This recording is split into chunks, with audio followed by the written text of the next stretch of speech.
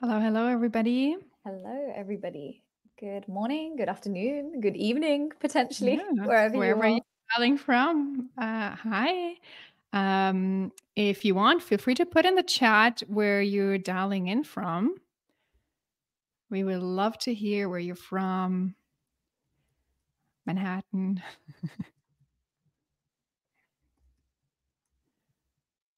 Toronto. That's where I am. I'm Toronto. actually in Toronto, and Davina is in the UK, Exactly. in London. Yep. Pittsburgh, Poland, Netherlands. Amazing. Reading, Oxford. Mexico. Wow, that's incredible.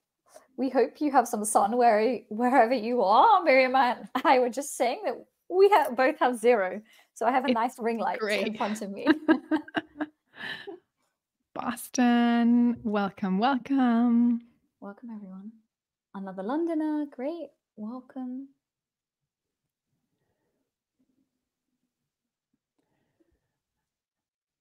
Johannesburg. I love to see where people are coming from all over the It's world. incredible. It's amazing. Amazing. Welcome, everybody. I think we'll get started in just another minute or two, give everybody a chance to join us. Yeah. And if you want, you can also put in the chat any specific expectations that you have for today's boot camp. We'd love to hear that as well. Please do. Got somebody joining us from Delhi, India. That's incredible. Welcome. We're reaching all the corners of the world Of the world, today. yeah. Yes. Magnificent. Yeah, Lucas just put it out here. The question, yeah, what do you want to get out of today's boot camp? Yeah. Please. We'll give everybody another minute or so, and then we'll get started. Perfect. Antwerp. How incredible. Belgium.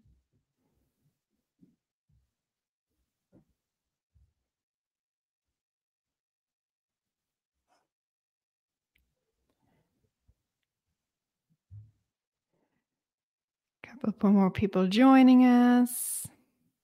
Great. Yeah, it will be recorded and you can access everything after this bootcamp as well. I think Lucas and team will send out an email. You will receive something.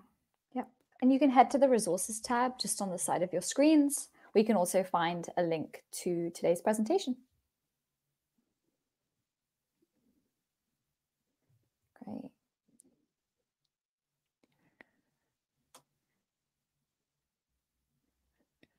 Okay, amazing. So I think we're going to get started maybe 3 minutes in. So ask people are still catching up and joining us. Okay. Thank you for sharing also what you want to get out of today's bootcamp. I love to see that. So hopefully we can answer all of those questions and expectations as well. Yeah. So I'd say we get started, Davina. Let's do it. Yeah, let's do it. Okay.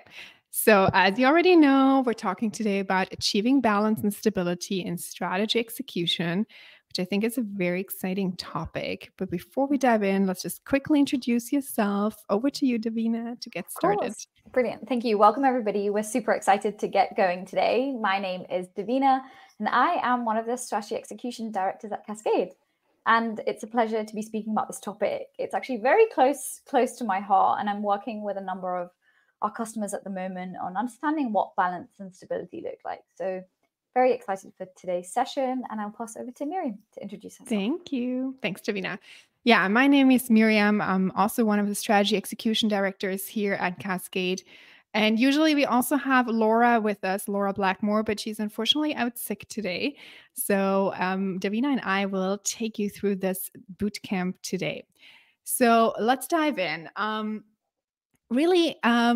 What this is all about. At the end of the day, it's always coming down to we see so many organizations and our customers as well having a great plan on paper, a great strategy, and really being excited about executing it. But then, of course, it falls short, and it's really difficult to make that jump from the planning phase into the execution phase. And even when you start the execution with your great plan, keeping it alive, adaptable, and moving forward, especially in the face of uncertainty. Today's world changes so fast and it poses so many new challenges every day. But then you also want to keep that certain consistency and get your people to be more accountable. So we know that the real challenge isn't really like isn't creating the strategy, but then keeping it alive and moving it forward, executing it. And that's really what we want to talk about today. So just to set expectations of what we're going to cover today, we're going to start and demystify a little bit what is stability and balance and how does it relate to strategy execution. We'll talk through a real world case study, which I think is always super exciting just to bring things to life and make it very relatable. We'll highlight some major challenge. We'll definitely provide you with some practical tools, and we'll also show you how Cascade can help, and we'll obviously end with a Q&A. On that note, please put your questions into the chat anytime, and we'll pick them up later. You see a little Q&A field on the side as well, so you can put the questions in there. Okay. Yeah, so balance and stability and strategy execution. I think when you think about, I'm going to start on the right side here, at least on my screen, it's on the right side. I'm going to start with stability because I find like that's what I see most customers striving towards most of the time. It's like you want to have a certain predictability, a certain consistency, accountability. Some even might call it, we need more rigor or something like that. You might hear that as well in your strategy execution. So you're talking about a certain element of stability that you need for your business or that you want for your business. And of course, that's very important. But now, how do you balance almost that level of stability and predictability with everything else that happens, anything that comes across and in terms of uncertainty or changes in the marketplace? So you need the right level of balance as well. So balance is essentially managing conflicting priorities, whether it's your long-term plan versus short-term needs and anything in between. So you want to make sure you build a certain level of flexibility and adaptability for your business. And there's a great analogy that I like. When you think about, let's say you're sailing a ship, or even if you're just taking a boat from one side of the lake to the other side of the lake, you can think of stability in terms of this is your path from A to B. You want to get to that other side, and you want to make sure there's some consistency in the way. You have your certain route, you have your compass, and you know where to go to, and you're following that route. Now, balance is you're adapting your sails, or you're like changing your course as the weather changes, or maybe there's another ship coming, so you might need to go a little bit a different way, or whatever it is that comes your way. You need to adapt your route and be flexible as well. Now, if you're only focusing on stability, you might actually end up in a storm because you're not adaptable to kind of like go around it if needed.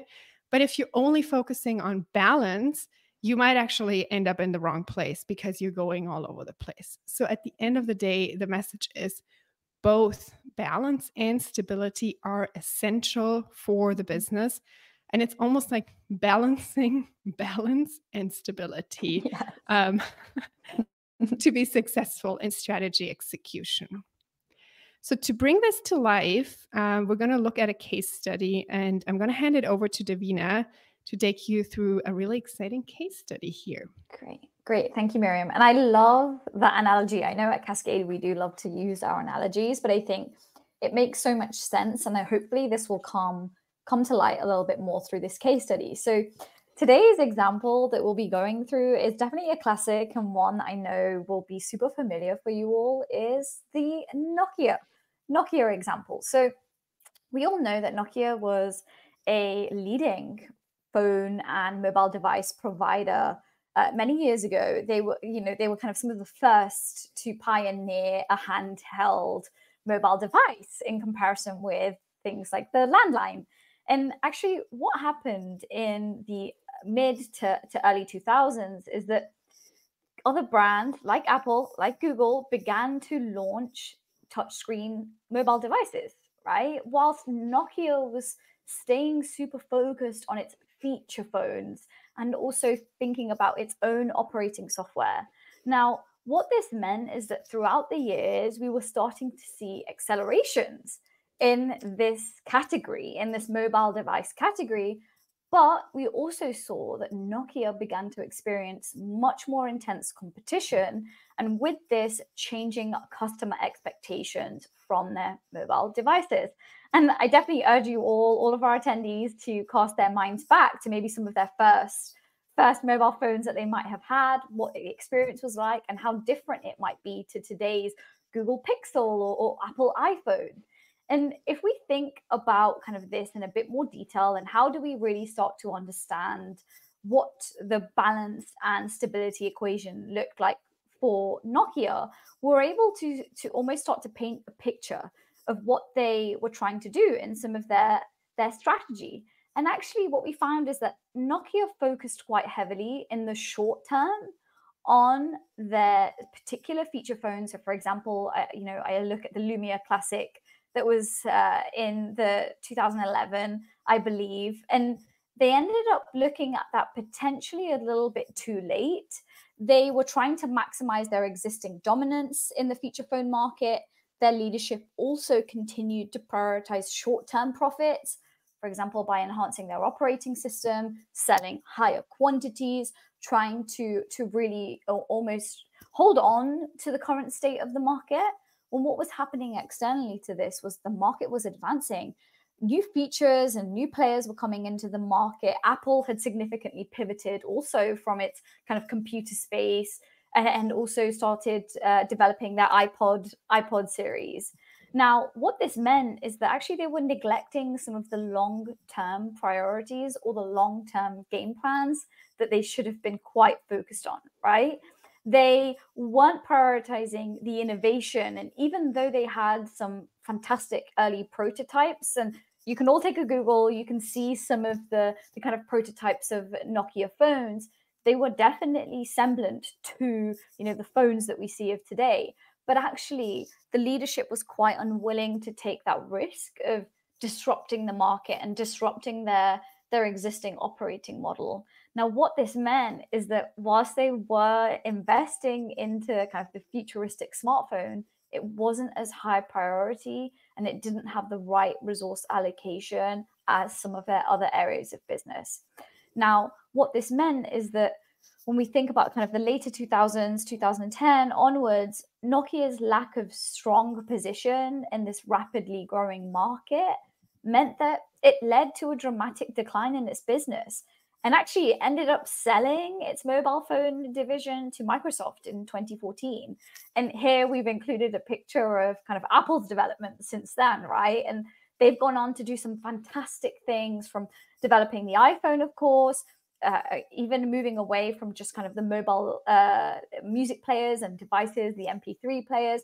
We now have things like the Vision Pro. We have the incredible AirPods, the AirPods Max. They've really diversified and also moved the category along. And I would argue that they have also been trailblazers within this industry, right? Setting the standards, shaping customer expectations. And this is something that Nokia could have done itself, right? Which I'm sure they're kicking themselves about, but it's something that Nokia also had the opportunity to do, but failed to execute because of the imbalance in balance and stability. To Miriam's analogy, right? They were too focused on their ship and getting the ship in a really good place as it was, but they weren't building the right enhancements. They weren't looking ahead to what was going out on at sea, maybe some storms, maybe some new ships coming in faster to their destination. So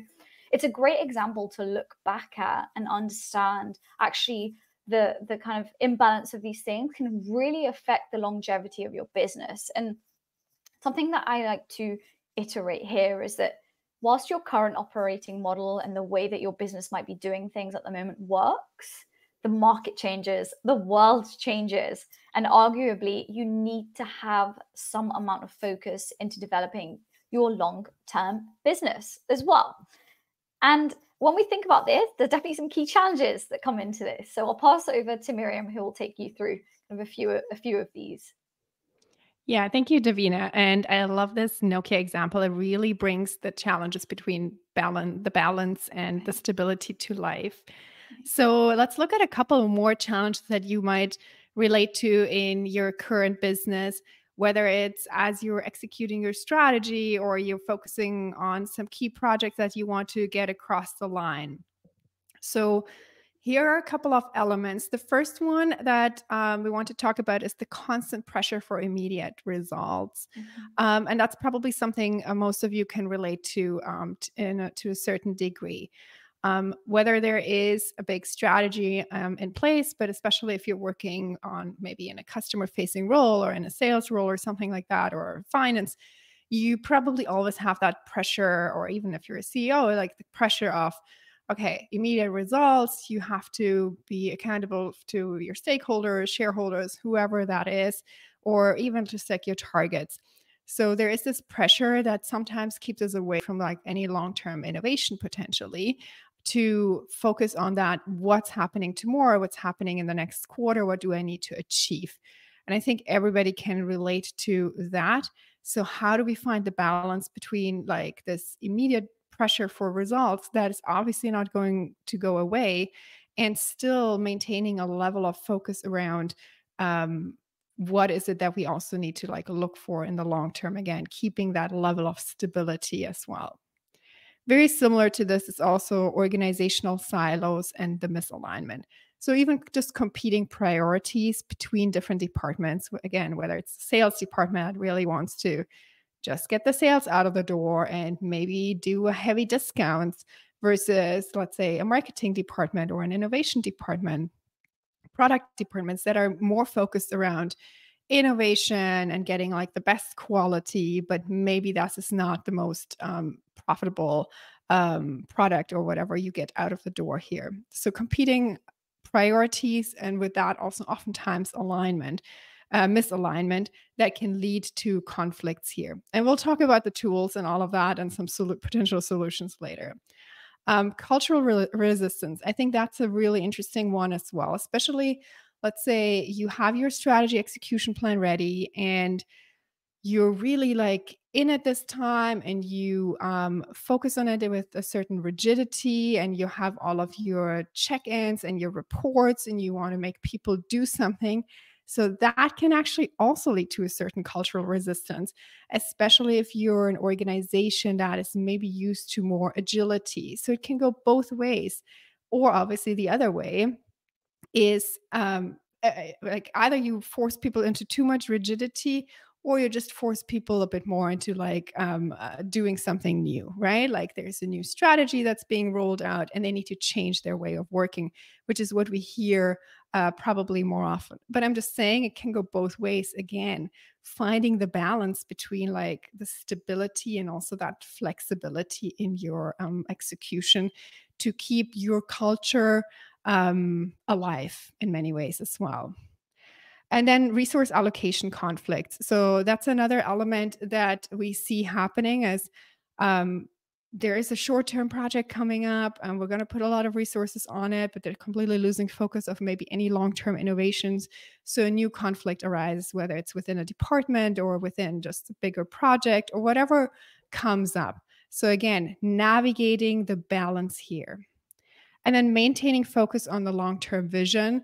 Probably one of the most challenging ones is really like keeping that long-term vision that you have to get to the other side of the lake, or this is your destination and this is where you want to get to, and not letting all these little short-term things that are happening around the way completely let you get off track. How do you come back? Because you're not going to be able to completely ignore obviously what's coming up, and you shouldn't, as we know as well. And then risk management in general is navigating both to keep the organization on the one hand really agile, but on the other hand also have a certain, I don't really like the word rigor, but a certain level of accountability, a certain level of people just being committed to something bigger and working towards that. So finding that balance is tricky. And of course, there's always going to be a bit of a little level where you getting off course, but then how do you find your way back? How do you bring your teams back through the leadership, through the right meetings, through the right communication? So there are a number of different tools, and we'll talk about some of them now. I think there is always a mix of some practical tools that we can look at. And then there is also just, I'm going to say, just all of the soft skills of a leader to bring a team back and keep the ship on course, but at the same time, with that view of what's out there, we're not going to miss that other ship that's maybe faster than us. So we're going to look at some of the practical tools because we want to give you something that you can walk away with. And I'm going to hand it back over to Davina, who will talk about some of our favorite practical tools. Great. Thank you, Miriam. And I've just seen on the chat as well, someone's mentioned, which tools are we going to get into? Well, we're about to find out. So that's great timing. So I guess more broadly, right, when you think about navigating your ship and enhancing your ship, there's a lot that's out there, right, in terms of resources and mechanisms that can help to shape this. And we see quite a few different common tools, frameworks that can be used to navigate this balancing act, as we're calling it. So we've listed a few here for reference. We've got some great frameworks like the Balanced Scorecard, which is an oldie, but absolutely a goodie. And it definitely helps organizations to start to understand what are its priorities and how are they tracking against them. Then more of a, I would say, methodology is the Agile methodology, right? Moving away from this traditional waterfall approach and adopting this Agile mindset. And I think it's much more broader than a project management methodology. And actually, someone also mentioned kind of the disruptive innovation that can happen. I would argue that, the likes of Apple and Google and Hawaii, they have disrupted the category of mobile phones, but they've also led them. And actually, I think there's almost a look ahead for the captain to also think, how can I chart these waters or these seas and really guide those who will come after me, right? And that's kind of, to extend this analogy, that's how we need to think of it. So the Agile methodology can really help with that because you're continuously evaluating, you're looking back, you're not rigid in kind of, I would say, what you're doing, but you're thinking about the outcome that you're trying to drive, which can be super helpful. Then we've listed out here OKRs, so that's objectives and key results, which is also an oldie but a goodie. And I think when it comes to OKRs, it can really start to identify the key measures or the results, of course, that you're driving, which can be useful when you're trying to understand what are the priorities for your business. And then we've got great almost mechanisms like scenario planning, what if, right? Miriam alluded to risk management. We need to understand what this path looks like. What's the opportunity cost of not taking a certain path? And, with the analogy, it could be, okay, we could get there through this route, but maybe it would speed us up by 10 minutes, but we'd encounter something else along the way, maybe a cyclone or whatever it might be. Then lean management, also a great mechanism, again, I would say, in your approach and your methodology. It's really trying to understand how you can do the best that you possibly can with the resources that you have. And then heading over to the right side now, we have, again, classics like the SWOT analysis. So this is strengths, weaknesses, opportunities, and threats. This is always a great place to start when you're about to take voyage, I think.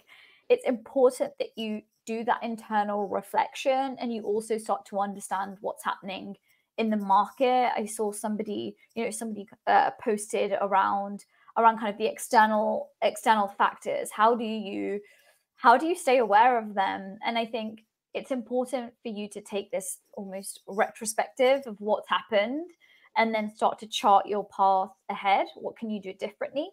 We've got things like the rolling forecast, which is super helpful. Kaizen, which is a philosophy, I would say, around continuous improvement. And then we can do all kinds of cool things around KPIs or measures and looking at them specifically. But for today's session, wouldn't it be a dream to go through all of these? But we can definitely do those for you in future sessions. We'll be focusing specifically on the Eisenhower Matrix, which is such a simple way to start to understand the balancing act that you need to complete. And then also one of my favorites, it's the McKinsey 3 horizon view. And we'll go through kind of what those look like and how you can start to apply them specifically. And whilst we're doing this, please do keep the chat going. Any comments, any agreements. We also have a reaction button, which I haven't seen anybody use yet, but please feel free to react as we go along. And we will start off with the McKinsey framework.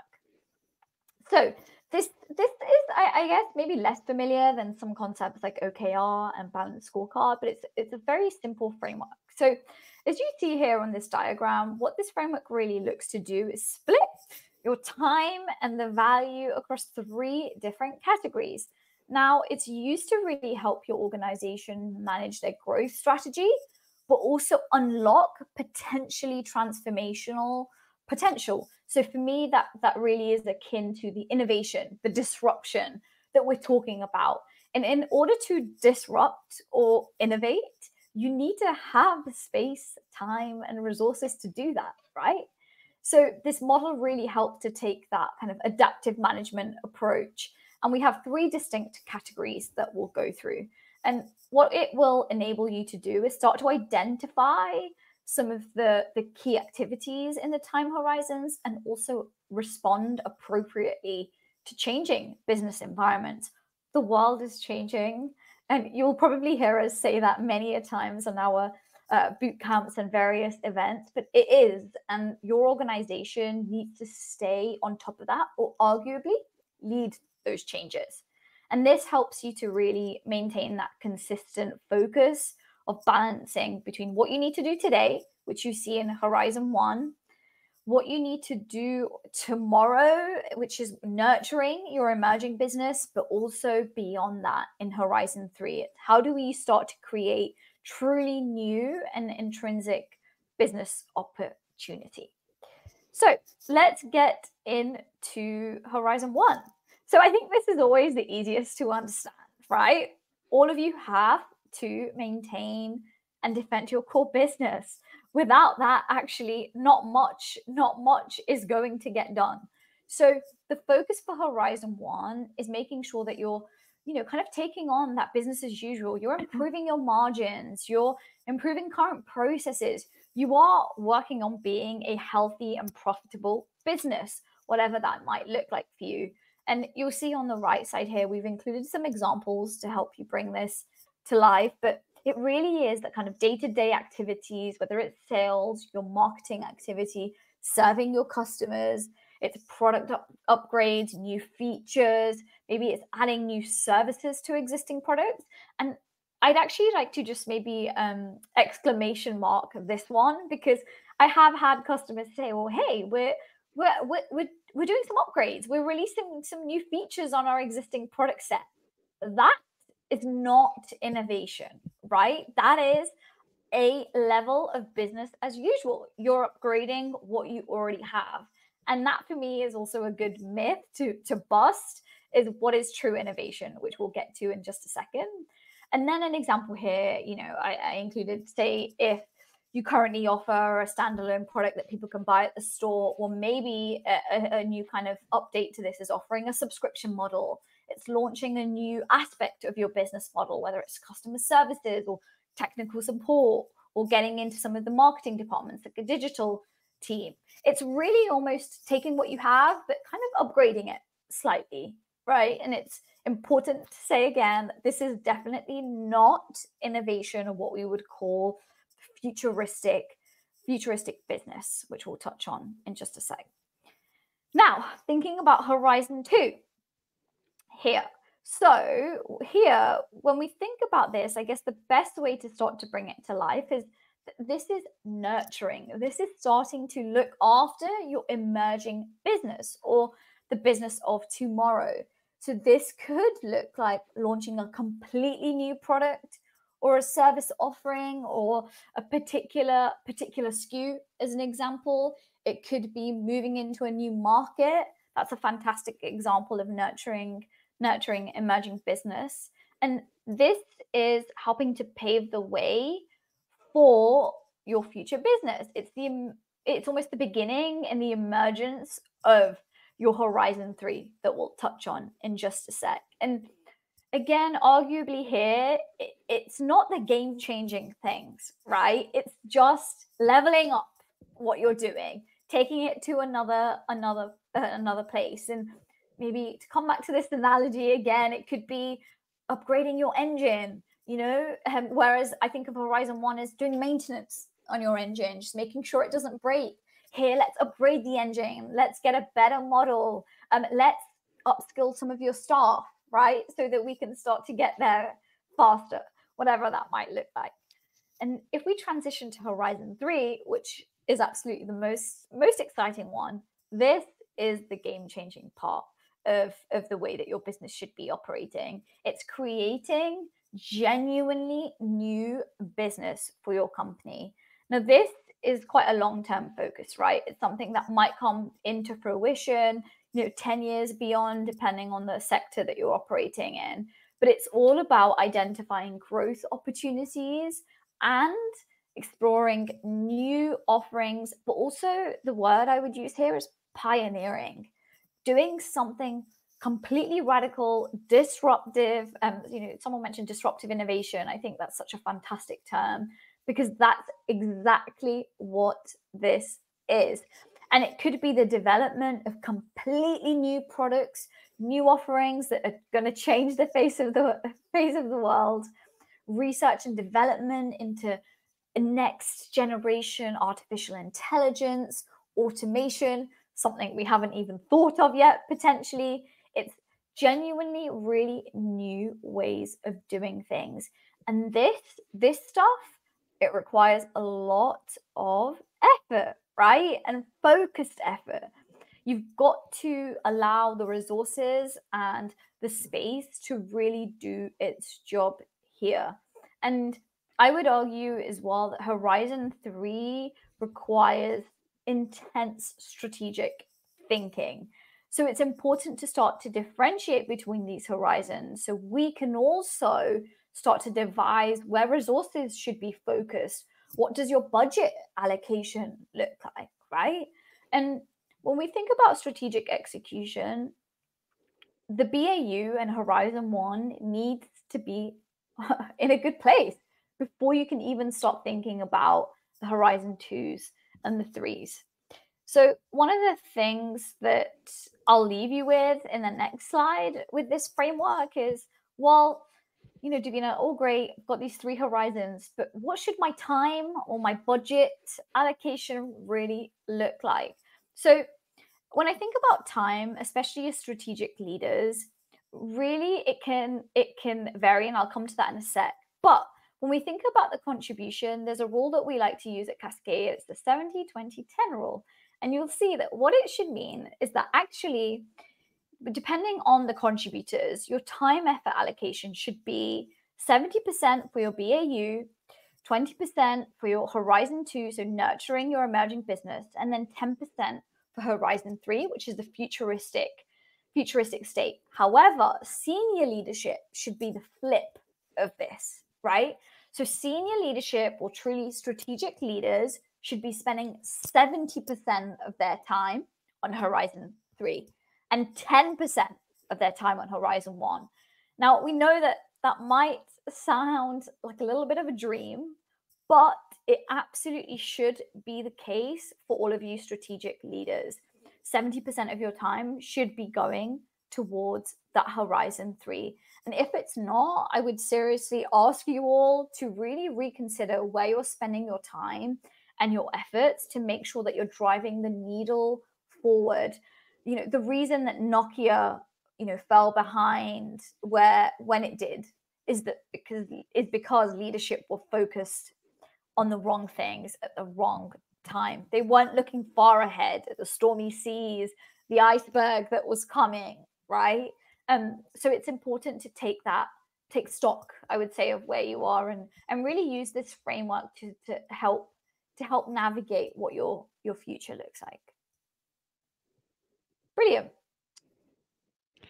Amazing. Thank you so much, Davina. I love this section of our presentation and really like looking more at those three horizons. And of course, there's the one thing that you have to take care or keep in mind is your business, but then it's also what do you do on an individual level? And of course, that will widely depend as well on who you are. If you are a strategic leader, you're going to like maybe look at things a little bit different than if you are more of a contributor and you just are working more in this business as usual horizon one level. Either way, there are different tools and ways to help you prioritize your time and again find that right balance between the forward thinking and at the same time also the consistency of the current business and what's pressing right now. So we're going to talk about the Eisenhower Matrix a little bit, but I just wanted to call that out because again, like it's important to think about like who you are and where you stand, right? There are other tools and also depending on your personality, right? Some people, they might need a lot more structure to get to the outcome because that's just part of their personality. And maybe that's a tool that you can help one of your team members with because they really struggle to prioritize their own tasks. So maybe that's something to help them with. But maybe you're the type of leader who is just on top of things because it's part of your personality and because you may be having some other practices that help you be maybe more that strategic leader who creates that time and space. So again, I'm calling that out because there is no one size fit all, especially if you're an individual. You have to see what works for you, but you also have to see what works for your team. So the Eisenhower Matrix is quite a good tool to utilize, whether it's for you as an individual or for your team. And I know it's October and we have like 2.5 months left. And maybe you're in a similar position like Davina and I are in, and you're thinking like, okay, what do we want to get done till the end of the year? And we actually just talked about it this morning, but we have to prioritize. What do we have to do right now? What can we do later? What do we maybe not do right now? So those are things. It's quite good to just use a tool like that to help you prioritize and help you also not forget about those really critical elements because then maybe you need to schedule them, but you don't want to forget about it. So that's why I really like this matrix. Essentially, it's helping you to understand what's urgent or not urgent versus what's important and not important. And what should you do immediately versus what should you schedule, delegate, or potentially completely delete and eliminate, which is arguably the hardest thing to do because we always think we have to do everything.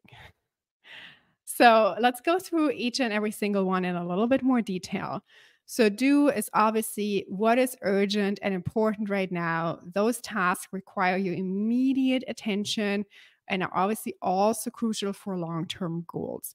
Ideally, everything that you work towards is both important for the short term, but also is kind of connected to a strategic priority. That's what makes it important, and that's why you have to focus on it right away. And then there are those tasks that are important, but they're not that urgent. And maybe those are some of those tasks as well that just require a little bit more of your attention because they are contributing to a really important long-term objective. Maybe they are part of like this Horizon 2 or Horizon 3 work that you're doing in your organization. So they don't require the immediate attention, but it's very important that they are scheduled and you know when you will accomplish them so that you still have enough time to like get to it. And then delegate, so that means it's urgent, but it's not important. So these tasks, they may seem pressing, but they need to align with your long-term goals. So sometimes those are the tasks where you feel, okay, maybe how can I delegate them? Or can I minimize the time that I spend on these tasks? How can I like free up time here so that I have more time for those really crucial tasks that are more time pressing and maybe also strategically way more important? And then lastly, delete. So if something is not urgent and not important, ideally you are able to eliminate this from your calendar altogether because we oftentimes have those distractions and we obviously should minimize them or eliminate them. Now, this is hard to do, right? So you need a little bit of a reference to actually be certain that something can be truly eliminated. And whether that's just aligning to the strategic objectives, maybe aligning with your manager, or maybe aligning just with your CEO, or whatever it is, to make sure, like, are we still, like, is this like getting us completely off course and we actually don't really need it? Or is this still part of like what helps us to get to our bigger goal? So looking at this through a lens with like what's important and what's urgent is really helpful to help you organize yourself or your team and then work on the right things. So again, ask yourself every day, are you in balance? And if not, what can you do to get yourself or your team more into that balance and ultimately contribute to the business's overall goal? And with that, to the balance and stability to help drive your strategy forward in the most effective way. So I know we saw some really cool tools, and we have maybe one more tool for you here that you could utilize. And that is obviously Cascade. So Cascade is our tool that you can utilize to help transform the way you do strategy and bring all of these things together that you might have questions about, or that might like not really be on top of mind, and but help you align, make faster decisions, and create that focus for your business. So maybe what you're using today to organize your strategy is something between Excel and PowerPoint, and I'm sure you have big Excel files and a lot of PowerPoint slides, and it's probably really hard to keep track of everything and all the information that is flying around for your strategy in the organization. So what Cascade is really doing is helping you organize all of this, what you have out there from the different Excel files or any other tools potentially as well that help you track projects or any work that's going on in your business, and actually transform it and consolidate it in one holistic tool that gives you a beautiful overview of how all the work that you're doing in your organization is connected to your bigger strategy, and more importantly, how all of the teams are connected to the bigger strategy. Remember, we want to make sure that we stay in balance and stability. So we have to like manage that balancing act for the organization. But that also requires us to have visibility into what's going on in the organization. So with Cascade, there is no more slow decision making, no more working in silos, and no more wasted time. We rather want to help you to execute with our framework plan, execute and track, that can really help you put things into motion and see, for example, how does your plan, like how do the different teams relate to your bigger plan? What is behind? What is achieved? What is at risk? What is on track? So you have a quick overview to understand, where do you stand in your business? Where do the different teams stand? And what do you have to pay attention to as well, and maybe spend a little bit more time with? When it comes to execution, it's so critical to align the different teams as well and understand how things are connected. Again, you don't want to work on those tasks that you technically could potentially eliminate, but you do want to work on those really important projects that could be those Horizon 3 projects that are ultimately helping you to innovate in your organization. And then how do you track all of that? And how do you also understand, like, again, where do your teams work on? What are the right KPIs to focus on? And where do we stand in the big grand scheme of things in your strategy? So you can build those beautiful reports that help you bring it all together and understand, whether it's on the CEO or manager level, you can understand on the different levels, like what is important, what matters, what are the right KPIs to look at, and where do you stand today. So you can book a demo. I'm sure we probably share a link as well for everybody to take a look and book a demo if you're interested and explore more about Cascade here. And for now, we want to close with a little bit of a quote. 90% of strategies fail. So we want you to be part of the 10%, as always. And that's why we're here for. That's our job, to help you be better in strategy execution. And with that, we're moving over to our Q&A. And I'm sure there are lots of questions. already. And I don't know, Davina, if you had probably a little bit of time to follow along already a little bit more while I was talking. Of course. So feel free to pull out a question for us to go first. Absolutely. Absolutely. Thank you, Miriam. And I also see some of you have been kindly adding questions into the chat. If you could copy and paste them in the Q&A tab, it just means that we can, well, I say we, our beautiful marketing team, can help to blow them up on the big screen so that everybody can see those questions. But we'll take the first one, which I can see is, how can we balance between the direction and the trends in the market since we are in a changing field? So I think this is an interesting question, because I think this comes down to what we were talking about with respect to the world changing, right? The markets, trends, customer expectations. And I say that where your customers might be humans, your customers might be other businesses, other pieces of kit. And I think it's interesting because whilst you need to keep abreast of trends and kind of what's going on in the market, I would say just doing that is no longer sufficient, right? Trends actually can be very, very quickly outpaced with something new that comes that is disruptive.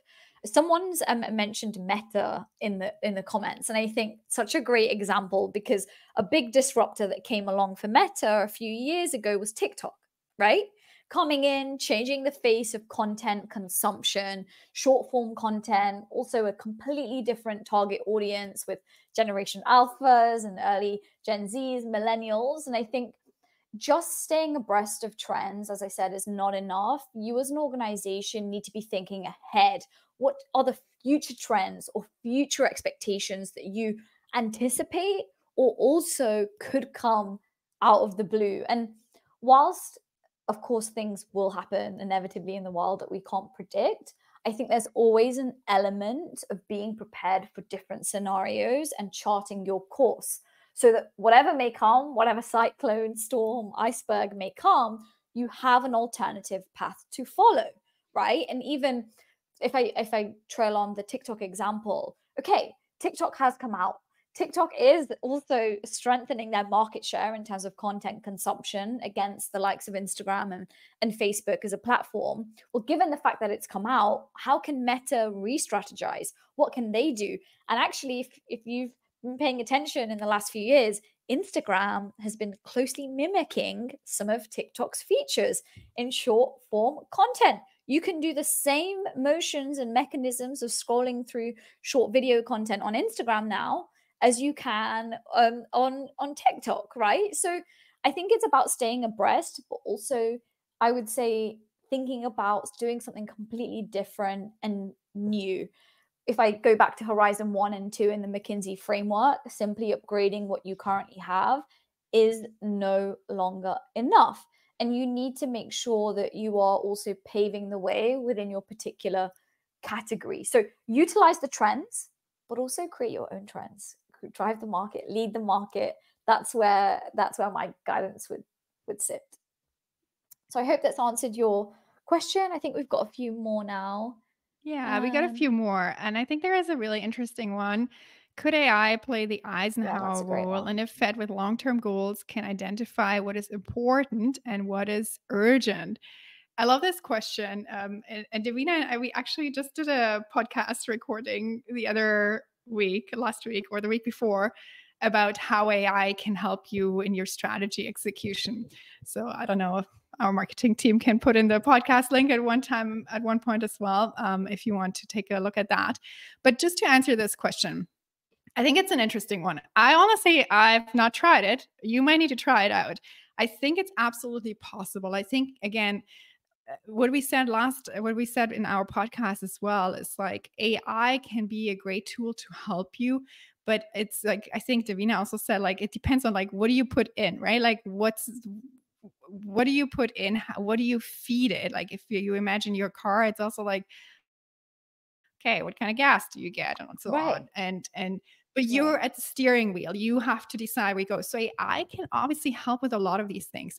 I would probably, for a task like prioritization, I think it can help to a degree. I feel like it can be maybe like a baseline for you, but at the same time, I think you would need to feed it with so many different elements to make sure that it actually gives you what you truly need.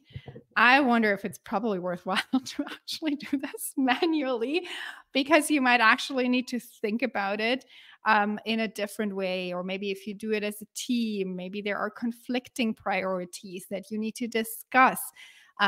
So while it can maybe give you an idea, I feel like this is something that requires either a good review, or it really requires you as well to like really sit down with it and think what's urgent, what's not.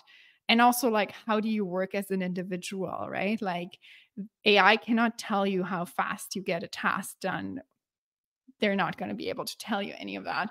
So I think there are almost, in my opinion, maybe too many elements that AI might not be able to answer for you. But it might be worthwhile playing with it and trying it out. But I wouldn't like trust it. No, and Miriam, the words that I've been using when it comes to everything ChatGPT or AI is, if you put garbage in, you'll get garbage out, right? So I think tread carefully, and alongside AI, use some HI, some human intelligence with it, right?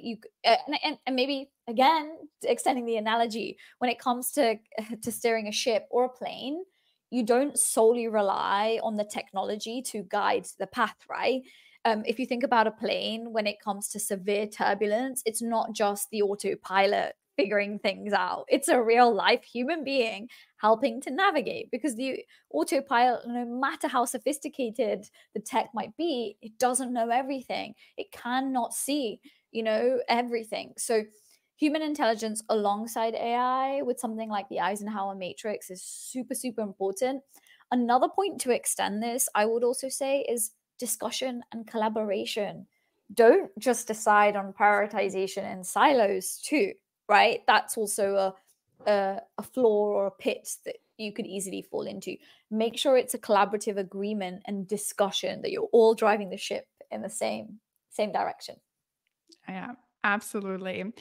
And there's another interesting question. How do leaders balance the strategic function separately to the operational function when said leader does not contribute to the strategic development, but is solely responsible for operational execution?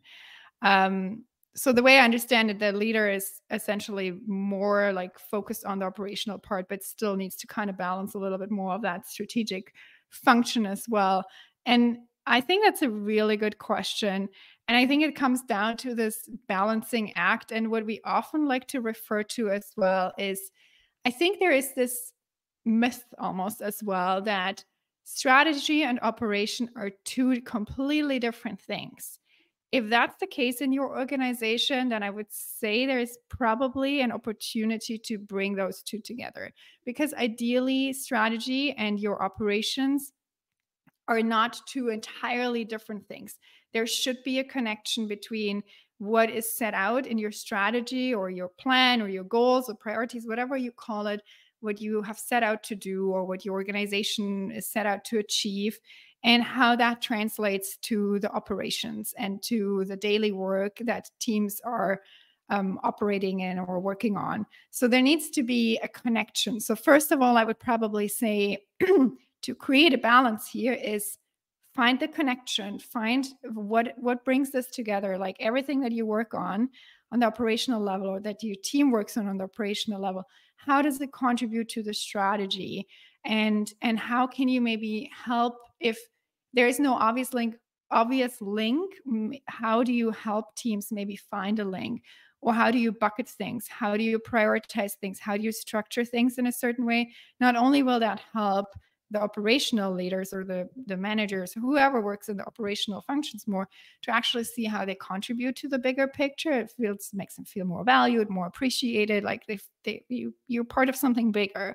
I think that's part number one. And as a leader yourself, I think that's also, again, an opportunity to just assess, like, what are we working on? Is like all these operational things, are you working on 90% of things that contribute to, let's say, the numbers for the next quarter?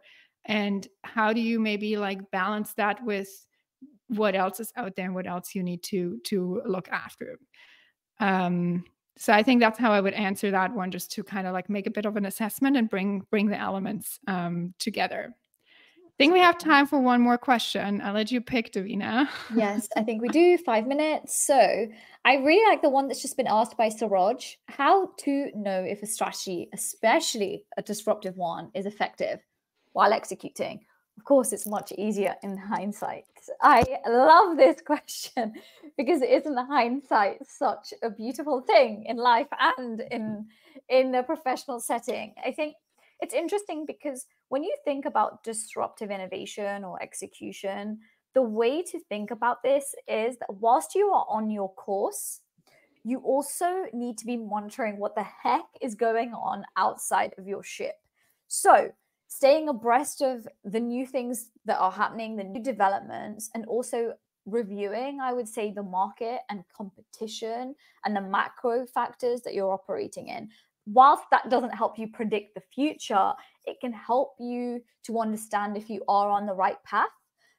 Another example that I've been using recently with some of my customers to take forward the mobile cell phone example is that Apple, every year they come out with a bunch of their products, their new products, and they just did that.